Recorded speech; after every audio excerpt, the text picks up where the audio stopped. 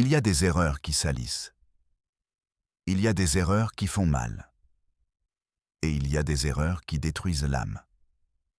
L'histoire d'aujourd'hui parle d'une erreur de cette ampleur. Une erreur née dans la pauvreté, scellée par la bureaucratie, et qui s'est transformée en l'horreur la plus inimaginable. Ce n'est pas une histoire de monstre. C'est une histoire de victimes. 3 personnes prises au piège dans une toile tissée par le destin et l'indifférence humaine. Une tragédie grecque qui se déroule aujourd'hui dans nos villes. L'histoire de jumelles qui ne savaient pas qu'elles étaient sœurs et qui sont tombées amoureuses du même homme, leur frère. Si vous pensez que la vie est simple, que le bien et le mal sont faciles à distinguer, ce récit brisera vos certitudes. Je vous demande de l'écouter, non pas avec morbidité, mais avec compassion. Abonnez-vous à cette chaîne, pas pour moi, pour que ces histoires trouvent un écho, pour que les victimes anonymes trouvent un témoin en chacun de nous. Parce que le silence est le complice de toutes les tragédies. Et aujourd'hui, nous allons le briser. Le docteur Ignacio Morales était un homme à la retraite, un généalogiste amateur. Il passait ses journées à relier les points dans les arbres généalogiques, à retrouver des cousins éloignés, en résolvant de petits mystères du passé. C'était un passe-temps tranquille, ordonné, jusqu'à ce que l'affaire Mariana arrive. Mariana lui a envoyé son kit ADN par simple curiosité. Elle voulait en savoir plus sur ses ancêtres. Une procédure de routine. Le résultat est arrivé quelques semaines plus tard. Et il n'avait aucun sens. Le système a indiqué une correspondance génétique de 99,9%. Une sœur jumelle identique. Mariana avait été adoptée. Elle avait toujours su qu'elle était fille unique dans sa famille adoptive. Ignacio l'a appelée. Il lui a annoncé la nouvelle. Mariana a fondu en larmes à l'autre bout du fil. Un mélange de choc et de joie. Où est-elle? Qui est-elle? Je dois la rencontrer. Ignacio lui a promis de l'aider. Sa sœur jumelle vivait dans un autre État, à 500 km de là. Elle s'appelait Sofia. Ignacio l'a contactée. Il lui a expliqué la situation. Sofia, tout comme Mariana, avait été adoptée. Elle pensait également être fille unique. Le lien a été immédiat, magique. Elles ont parlé pendant des heures. Elles ont pleuré, elles ont ri. Elles ont découvert qu'elles partageaient les mêmes gestes. Le même rire, le même petit grain de beauté sous l'œil gauche. Elles étaient les 2 moitiés d'un même être, réunies par la science. Ignacio était fier. Il avait accompli un petit miracle. Mais quelque chose dans son esprit ne collait pas. Une petite information qui le dérangeait. Une anomalie dans les données. Dans son profil, Mariana avait mentionné son mari, Alejandro. Dans celui de Sofia, pour compléter le tableau familial, elle avait mentionné son compagnon de longue date. Il s'appelait également Alejandro. Une coïncidence, pensa Ignacio. Mais le doute le taraudait. Sous prétexte de compléter l'arbre généalogique, il demanda à Mariana si son mari serait disposé à faire un test ADN. Juste pour voir les lignées ancestrales de la nouvelle famille, mentit-il. Alejandro accepta. C'était un homme aimable, heureux pour sa femme. L'échantillon arriva. Ignacio le traita. Ignacio. Et lorsqu'il vit les résultats, il eut l'impression que le sol se dérobait sous ses pieds. Le monde s'arrêta. L'écran de son ordinateur émettait une lumière froide et cruelle. Il révélait une vérité impossible, une abomination statistique. Alejandro, le mari de Mariana, le compagnon de Sofia. Ce n'était pas seulement le même homme. C'était le frère biologique des 2 femmes. Tous 3 étaient les enfants de la même mère. Ignacio eut l'impression de manquer d'air. Il se leva et dut s'appuyer contre le mur. La pièce tournait autour de lui. Il était passé du rôle d'artisan d'une heureuse réunion à celui de porteur d'un fléau, le héros d'une apocalypse personnelle. Comment dire à quelqu'un que l'amour de sa vie est son propre sang? Comment annoncer à une famille que leur foyer est construit sur le plus ancien tabou de l'humanité? Il n'était plus généalogiste. Il était bourreau. Mariana et Alejandro. Ils vivaient dans une jolie maison dans une banlieue tranquille. Ils avaient un chien, un jardin. Une vie de carte postale. Ils se sont rencontrés à l'université. Ce fut le coup de foudre, une connexion inexplicable. « C'est comme si je te connaissais depuis toujours », lui disait-elle. Ils ressentaient la même chose. Ils se comprenaient sans parler. Ils finissaient les phrases l'un de l'autre. Ils étaient, en tout point, des âmes sœurs.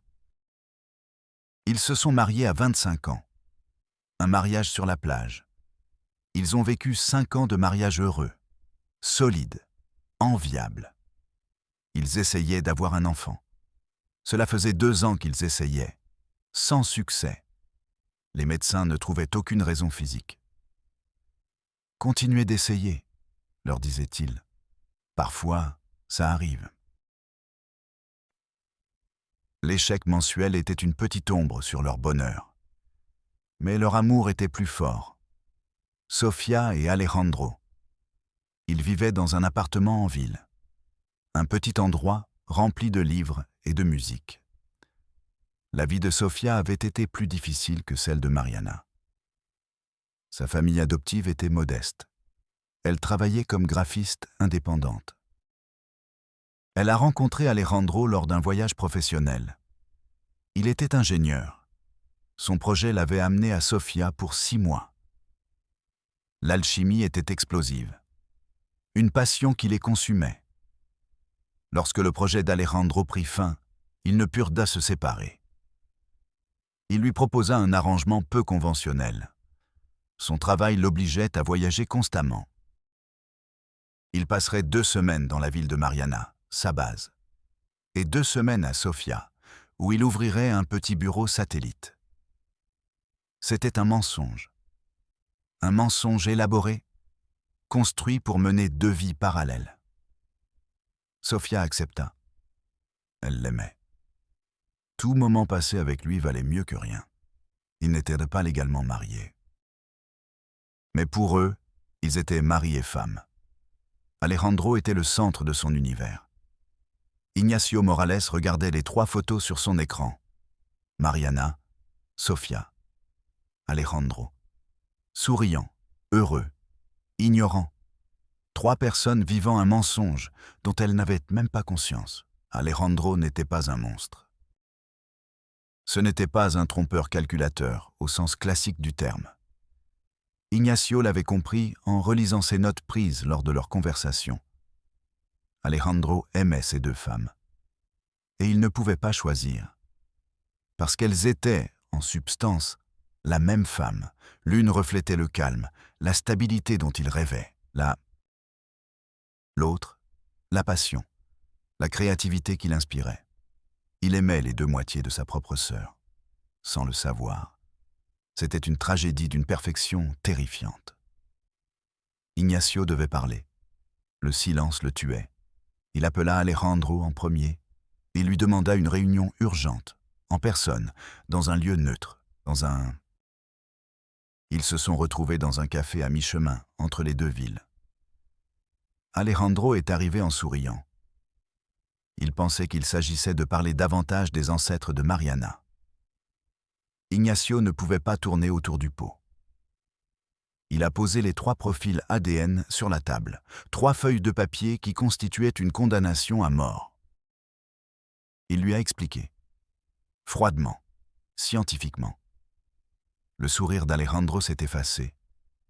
Son visage s'est transformé en un masque d'incrédulité. Puis d'horreur. Non, ce n'est pas possible. C'est une erreur. Sa voix n'était plus qu'un murmure étouffé.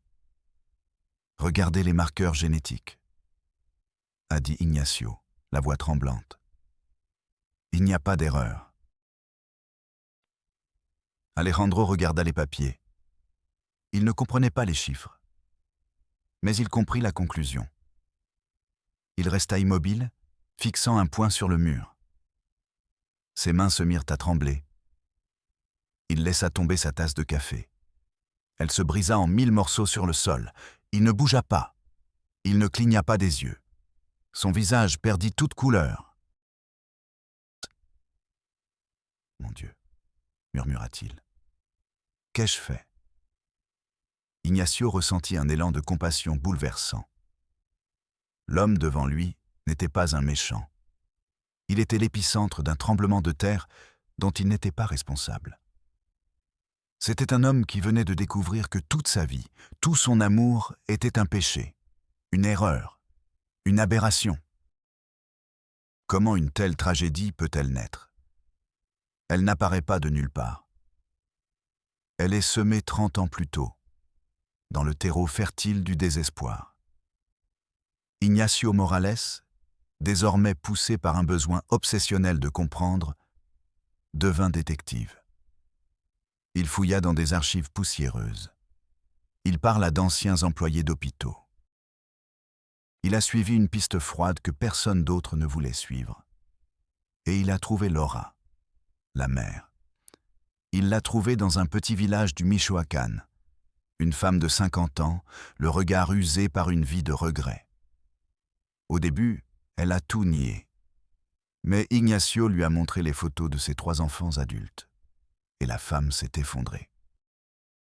Le barrage qui avait contenu 30 ans de culpabilité s'est brisé. Et l'histoire a jailli. Elle avait 19 ans. Elle était seule, pauvre, enceinte d'un homme qui l'avait quittée dès qu'il avait appris la nouvelle. Elle est allée à l'hôpital public pour accoucher. Personne ne lui avait fait d'échographie. Elle pensait qu'il s'agissait d'un seul bébé. Il y en avait 3. 2 filles et un garçon. Des triplés. La panique l'a paralysée. Elle ne pouvait pas nourrir une bouche. Encore moins 3. Une infirmière de nuit s'est approchée d'elle. Une femme au cœur pourri et aux mains agiles. Elle lui a fait une offre.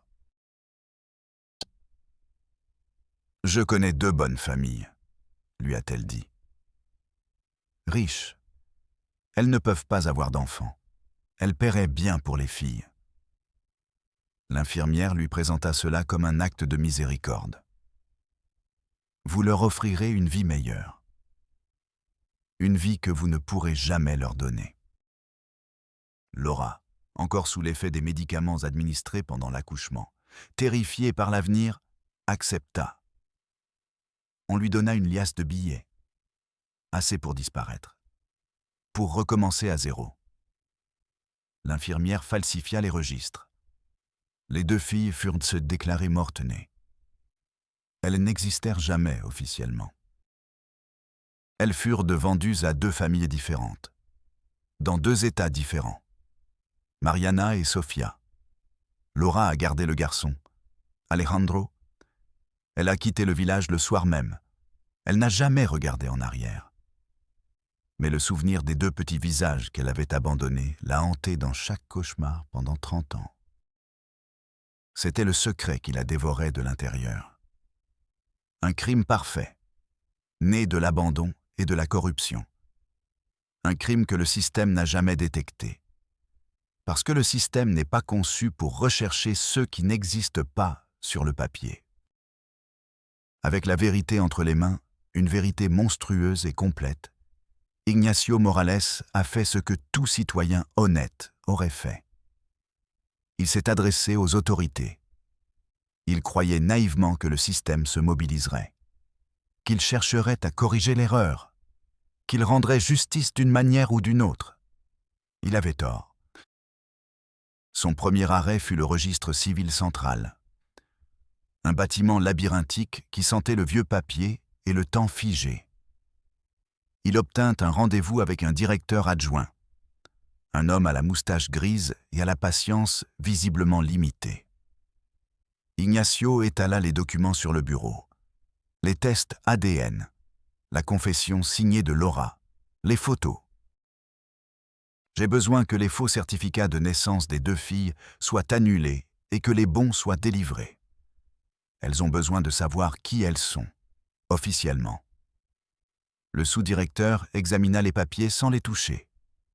Il ajusta ses lunettes. Docteur Morales, c'est irrégulier. Les documents originaux de ces demoiselles indiquent que leurs parents sont leurs parents adoptifs. Ce sont les documents légaux. Mais ils sont faux, achetés à une trafiquante de bébés, répliqua Ignacio. Le bureaucrate soupira. Un son d'agacement. Pour annuler un acte de naissance, il faut une ordonnance d'un tribunal familial. Et pour cela, vous devez prouver le délit initial, le trafic. Il regarda Ignacio par-dessus ses lunettes. Avez-vous des preuves du paiement? Le nom de l'infirmière? Des témoins de l'hôpital d'il y a 30 ans? Sans cela, vous n'avez que le témoignage d'une femme qui pourrait être folle ou mentir. Il repoussa les papiers. Remplissez le formulaire 14C. Demande de révision d'un dossier clos. La réponse prendra entre 6 et 8 mois. Ignacio sentit un frisson lui parcourir l'estomac. Il ne parlait pas de personne, il parlait de formulaire, de procédure. L'horreur humaine se traduisait par un numéro de dossier. Il quitta ce bureau avec le poids de l'indifférence institutionnelle sur les épaules. C'était comme crier dans une pièce insonorisée. Sa tentative suivante fut le parquet spécialisé dans la traite des êtres humains. Peut-être comprendrait-il la gravité du crime initial. Il fut reçu par une jeune procureure, ambitieuse, au regard perçant. Elle écouta l'histoire d'Ignacio avec une attention presque prédatrice. Pendant un instant, Ignacio ressentit de l'espoir. La procureure finit d'écouter. Elle joignit les mains. C'est une histoire fascinante, docteur. Terrible. Elle fit une pause. Mais le délit de traite, dans ce cas, est prescrit. 30 ans ont passé. La loi a des limites dans le temps. Mais les conséquences se font sentir aujourd'hui. Il y a un mariage incestueux à cause de ce crime. Le procureur sourit. Un sourire sans chaleur. Ah, mais l'inceste, en soi, n'est un crime que si l'une des parties est mineure, ou s'il y a coercition. Ce sont 3 adultes qui ont donné leur consentement. Ignorant, certes, mais légalement, il n'y a pas de crime actuel à poursuivre sur ce front. Elle se leva, marquant la fin de la réunion. En gros, docteur, vous m'avez apporté une tragédie, mais pas une affaire. Il n'y a pas de coupable vivant et pouvant être poursuivi que nous puissions traduire en justice. L'infirmière est probablement morte. La mère est autant victime que les enfants. Ignacio était stupéfait. La loi avait une définition pour chaque élément de l'horreur, mais aucune pour l'horreur dans son ensemble. Lorsqu'il retourna à son bureau avec les preuves, un collègue avocat lui dit, le regard perdu dans un code pénal. Ignacio, il s'agit désormais d'un cas d'annulation de mariage, pour erreur d'identité. Cela relève d'un tribunal civil. Remplis le formulaire 2B. Le système ne recherchait pas la justice. Il cherchait à classer l'horreur dans des dossiers, à la classer, à l'archiver jusqu'à ce qu'elle soit oubliée. Chaque porte à laquelle il frappait se refermait avec la même phrase. Cela ne nous concerne pas. Il y a prescription. Remplissez le formulaire. La bureaucratie était un monstre à 1000 têtes, et chacune disait « non ». Elle a compris que le système n'était pas défaillant. Il était conçu ainsi, pour se protéger, pas les gens. La tragédie de Mariana, Sofia et Alejandro ne correspondait à aucune de ces cases. Donc, pour le système, elle n'existait tout simplement pas. Que se passe-t-il lorsque la vie que vous connaissiez s'avère être un mensonge? Il n'existe pas de mode d'emploi pour cela. Une fois révélée, la vérité a eu l'effet d'une bombe nucléaire. Alejandro a disparu. Il a laissé 2 lettres, une pour Mariana, une pour Sofia. Identiques. Elle disait simplement « Je ne peux pas. Pardonnez-moi ». Il s'est évaporé. Son téléphone était déconnecté. Ses comptes étaient vides. Il avait disparu, rongé par une honte qui n'était pas la sienne. Mariana s'est enfermée dans sa jolie maison. Mais la maison était devenue une scène de crime. Chaque photo accrochée au mur était un souvenir. Chaque objet, un témoignage de cet amour interdit. Une nuit, elle a brisé tous les cadres photos. Elle a découpé son visage sur chaque image. Elle essayait de l'effacer, mais elle ne pouvait pas l'effacer de sa mémoire. Elle a arrêté de manger. Elle a cessé de dormir. L'amour de sa vie était devenu la source de sa plus profonde répulsion. Un matin, sa voisine l'a trouvée dans le jardin, assise sur la pelouse, immobile, le regard perdu. Elle était restée là toute la nuit. Sofia réagit différemment, avec colère. Une colère dirigée contre un univers injuste, contre une mère qui l'avait abandonnée, à un système qui ne l'avait jamais recherchée. Elle se coupa les cheveux. Elle les teignit d'une couleur sombre. Tout pour ne pas ressembler à Mariana. Pour ne pas voir dans le miroir le visage de la femme qui avait partagé, sans le savoir, son propre frère. Le lien magique qu'elle ressentait avec sa sœur jumelle était devenu toxique. Voir Mariana, c'était voir sa propre tragédie se refléter. Elles ont cessé de se parler. Les retrouvailles rêvées sont devenues une autre victime de la vérité.